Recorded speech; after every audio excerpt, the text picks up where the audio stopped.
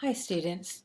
Tonight I'm having to do something that you might have to do someday, and that is to improvise from where you are in order to deliver a speech, prepare notes, prepare an assignment, and do something that is a little bit out of your comfort zone. It's not really out of my comfort zone to sit down with my laptop just about anywhere and record something for you that's on my mind, but tonight I'm a little distracted, and I'll admit that to you. I'm actually sitting in what's called the Fisher House, and that is a house set up purposely for military families whose members, veteran families actually, whose members are in a VA medical center receiving some sort of care. I am in Las Vegas, Nevada, and my aunt, 81-year-old Korean War veteran, is in the medical center just across the parking lot where she has been all week. Before that, she was in a hospital here, and she's actually been in hospitals in Las Vegas for the last 2.5 months. I just became her legal guardian last week and have been trying to work to stabilize her and to bring her to Florida where she can be around some family and get some care. She is alone in the world outside of our family. She was never married and so doesn't have any children or really anybody else. And she's 81 years old and really kind of struggling. And it's been a long haul just to be able to have any say into her care. But you're not here to hear about that and to hear about me. What you're here to hear about is I thought I'd give you a little bit of encouragement since many of you have yet to totally develop your informative speeches. I had a chance to look at your outlines. I thought they were wonderful for the most part, very detailed, most of yours, and are going to be excellent, excellent speeches. I'm much looking forward to hearing what you have to say. And I was going to start out by saying it is really a great class that we have from Southern California all the way to New York. And yes, I looked at my notes from PR majors to communications to people who are in the military, members who are serving in the military. It is so glad to get to know you in each and every assignment that you do. I get to know a little bit more about you, to learn more about what your needs might be and how we can facilitate that moving forward in this class. It's always wonderful to see how students improve and how we can move forward. On your informative speeches, one thing that I want to say is to relax. You don't have to be an Encyclopedia Brown. Some of the best informative speeches are ones that simply deliver some good information in a simple way, sometimes entertaining, sometimes with a demonstration, most of the times with some sort of demonstration, some sort of props, something that gives us a visual outside of simply speaking and helps us to learn something that may be new, to grasp a new angle on something, to learn a new skill, to look at something through a different lens that maybe perhaps we hadn't looked at before. So that's what I'm looking for in an informative speech. There's a reason it's called a speech and not a lecture. And it's too bad, though, that lectures get that rap of being somewhat boring and something that's not very interactive. I know sometimes it's hard to be interactive with me just talking to you through this camera.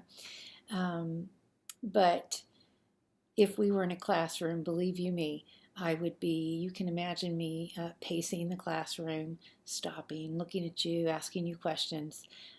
That's called the Socratic method, and I'm very familiar with it, and that's my preferred method of teaching. But in lieu of that, I will try to deliver and promise in your most important projects the feedback that is required to help you become more excellent. So be aware that if I have taken the time to do that, I hope that you are looking at that and listening to that, because that is not a criticism of you. That is a compliment that you've done something that I think is worth commenting on. So, as you get into further into this week, I did want to comment on some of your assignments that you did turn in. I thought it was interesting that the written assignment for this past 2 weeks ago, actually, was on social media, and then we had the very tragic death of Philando Castile that we were actually shown on social media, and then of course the tragic events that followed, including the police officer shooting or massacre, really, of police officers in Dallas, Texas. And I thought I would read something to you that actually I just edited late last night, early this morning, from one of our writers. He actually said, and let me try not to get too distracted from looking at the camera. I may lose your eye contact for a minute while I look at this. But it's an article that I posted that I'm trying to get to, and I apologize for not having it right here. I did, and then I glanced at something else.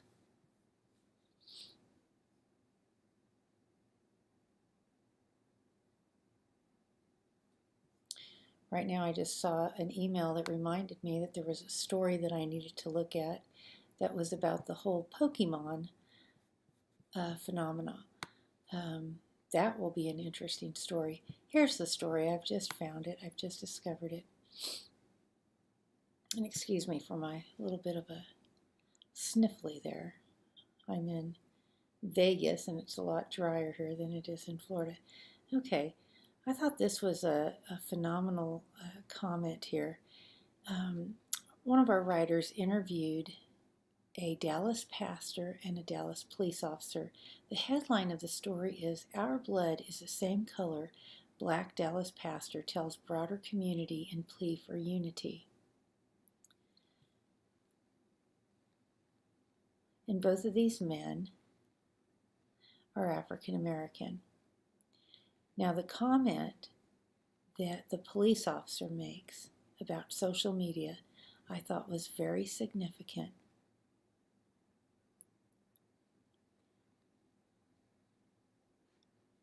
I'm starting kind of in the middle of the story, but here's what he says about bias.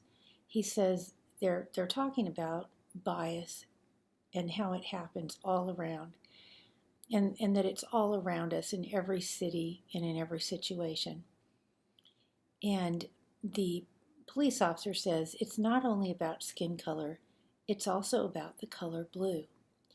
Maida, that would be the police officer, recalled days past when citizens would rush to help the police. But what happens now is we have citizens that are more engaged in getting the 10-second video to throw on video. And they're wishing that it becomes a violent encounter so their video goes viral, Maida said. We have a society problem. Though Maida mentioned some upsides to Facebook, conversely, he said many would agree Facebook is the devil. We are seeing way more negativity on social media than positivity, and it's sad. Now, here's what I want you to listen to. Violence is not supposed to look good, Maida said of the violent videos. There is nothing pretty about violence. It is a form of intimidation. Any shooting is a horrible waste of life. And there's nothing pretty about a shooting either. So anytime you look at it, it looks horrible. Then he goes on to talk about how perhaps looking at just a snippet of a video is not going to give any person the whole picture of what happened in any situation. But okay, what I wanted to talk about just for a second was I thought it was very interesting what he said about social media. What a commentary that social media, he's talking about the fact that social media may, in fact, in his perception, hurt his profession. We talk about in communications that social media is good. It's a great thing. Um, I understand that there are negative aspects to social media, but I know that I've never called it the devil. But I've also never I've never looked at it perhaps in the way, especially in the heat of this moment, that a police officer has looked at it. I've looked at it as a way to get the stories out, get the information out, verify the information that I receive through social media, but in fact to move information along. I think the basis of your story, your writing assignment, was more to talk about how social media is not face to face, but it is with an idea that there's typically a time lapse or there's a wall between conversation, and it's not the same as having a one-on-one conversation. And so I think there's a lot to say. There's still a lot to be discussed about proper and improper uses of social media. But as far as it goes, as far as social media is used for research, for instance, like in your speeches, and that's what you'll get to in some of these next chapters. You need to be very careful when you're using social media that it is supported. It is not just, well, this person who has this Twitter account said, quote, this, and so it must be true. No, that's not necessarily true. The National Enquirer, we all know, is kind of a newspaper. It's a tabloid, but most people would not consider it a reliable source. So just because somebody has a Twitter account does not mean that it's true. There's been a lot of rumors that have started over Twitter or over Facebook. That is why you check things out. There's a lot of rumors that start over blogs. That's why you check things out. You need to make sure that those are legitimate sources. There's a lot of fake Twitter accounts, you know that. There's a lot of people right now trying to start fake Facebook accounts and have you friend them. So you have to be very careful. I get a ton of friend requests every day from people who are already my friends. And how is that? Somebody's pulled their picture off and tried to create a fake account so that they can get into other people's Facebook pages. It is a well-known trick, and I'm not fooled by it for a moment because I cannot let people get into my account or some of my friends' postings because they're in critical places in the world, and they just knowing who they are would not be good. They have sensitive information to reveal. Okay, so I've kind of rambled a bit and gave you a few other little heads up. I also wanted to say, I started out by saying I'm in an unusual place, and sometimes you all might be stretched beyond your limits. Take this as an opportunity to learn. You can see my face. Part of it is in shadow, but that's okay. The majority of it you can see. I did a little bit of grooming. Not much, granted. I do not have a suit coat on. I actually have one in the bottom of my suitcase, but I didn't pull it out. I used that for court when I went to the guardianship hearing. But I took a little bit of time to make myself presentable. I would expect that you would do the same. If you were walking into a classroom full of students, and me, you would probably make yourself presentable. So the same for a speech. Now, if your informative speech is on surfing, certainly you're not going to put a suit on or even a pair of khakis and a t-shirt. You might put your swim trunks on. Hopefully they're appropriate for this class. And you're going to show us a surfing demonstration. That's fine. It's going to be appropriate to the speech, but also appropriate to the audience. And that's something that your textbook also talks about.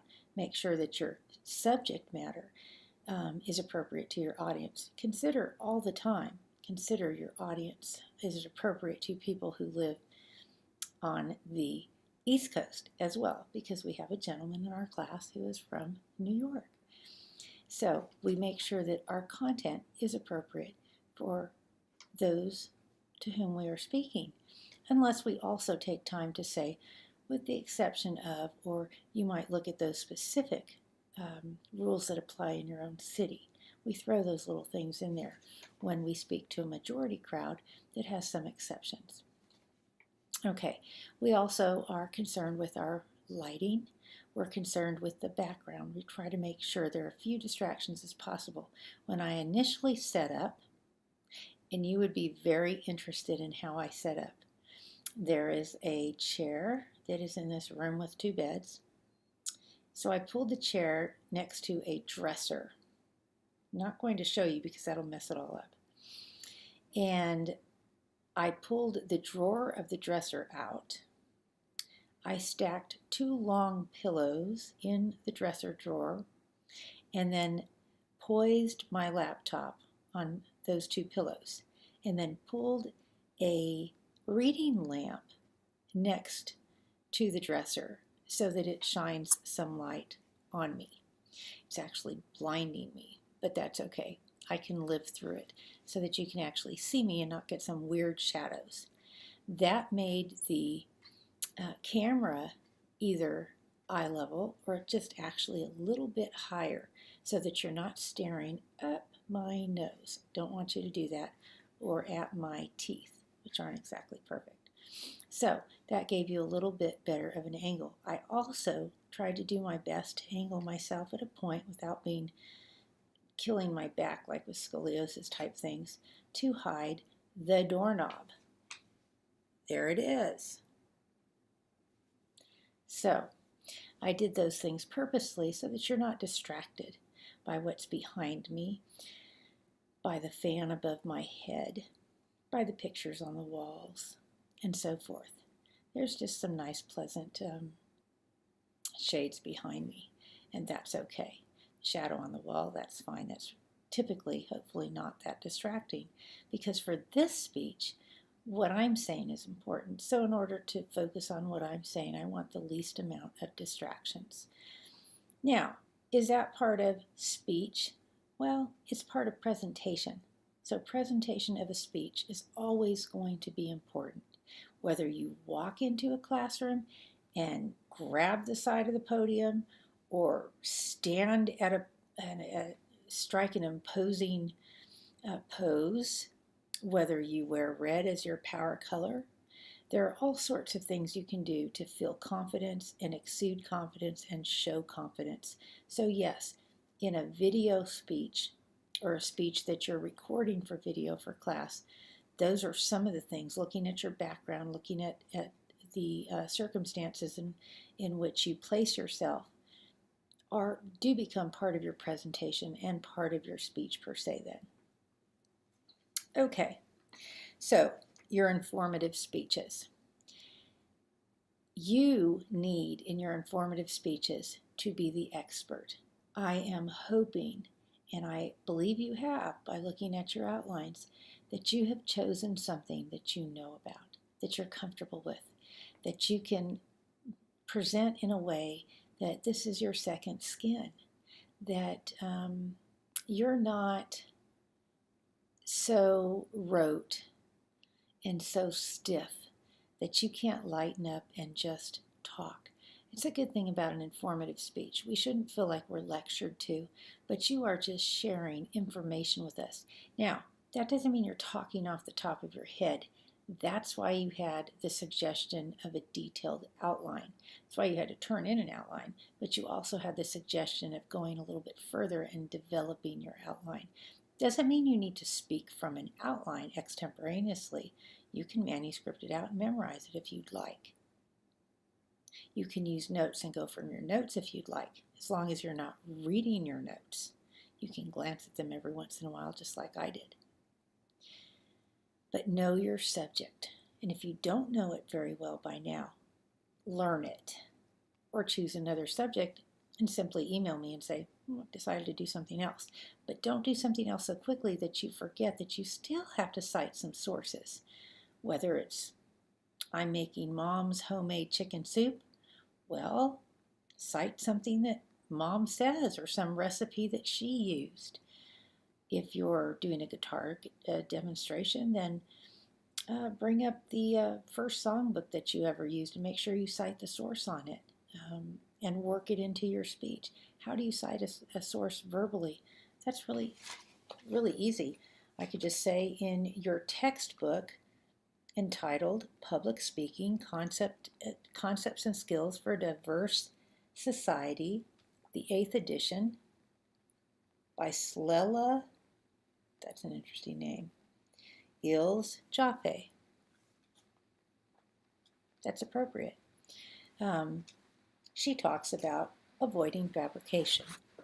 Whoa! That's the problem with putting a laptop on some pillows. I'm glad it was a slow slide. There we go. We're back. So that's how you cite a source. You could say, according to USA Today, the January 25th issue, in an article entitled whatever it was, this person said this. Same way I introduced the article from Christian Examiner, and I hope I said Christian Examiner, and I gave you the headline, and then I explained to you a little bit about who the subject was, and then I simply quoted verbatim from that newspaper article, an online newspaper article. That's how you cite a source in a speech. You don't have to write it down and flip it up on the screen or something, but that's how you cite your source. Okay, well, I'm really looking forward to your speeches, and I'm looking forward to your next speech that you'll prepare, your tribute. I find the tributes to be most heartwarming. Your tributes, look for the examples in your text that are there. I'm going to write you a short communication about the tribute speech, because the tribute speech can be one of the easiest things that you do, because typically it is very heartfelt. It comes very naturally. And that's why we started with these speeches, these two speeches. This is where you talk about your favorite biology teacher. This is where you talk about your parents, your pastor, your grandfather, your platoon commander. This is where you talk about somebody who has greatly influenced your life. And so let it be, though, about them and not about you. I had one class recently that it was interesting because I'd never had that before. The speeches became about the individuals who wrote them rather than the people who were supposed to be honored. And so instead of finding out about somebody's dad, it was about how the dad influenced this person to do this and do this and do this and do this. So I learned more about the person than their actual father. So I want to hear, if it's about your father, tell me some significant things that your father accomplished that helped him be the person that was able to influence you. So make it honoring your father then, not really talking about everything that he did for you. I mean, obviously you're going to talk about, how the person that he is influenced you, but talk about who he is, or your parents, little stories and little tidbits and facts and details about them. And because you're honoring them, it's a tribute to them. It's not a tribute to you. And so make it more about them than it is about you. Okay, talk to you later, and can't wait to hear your speeches. Bye.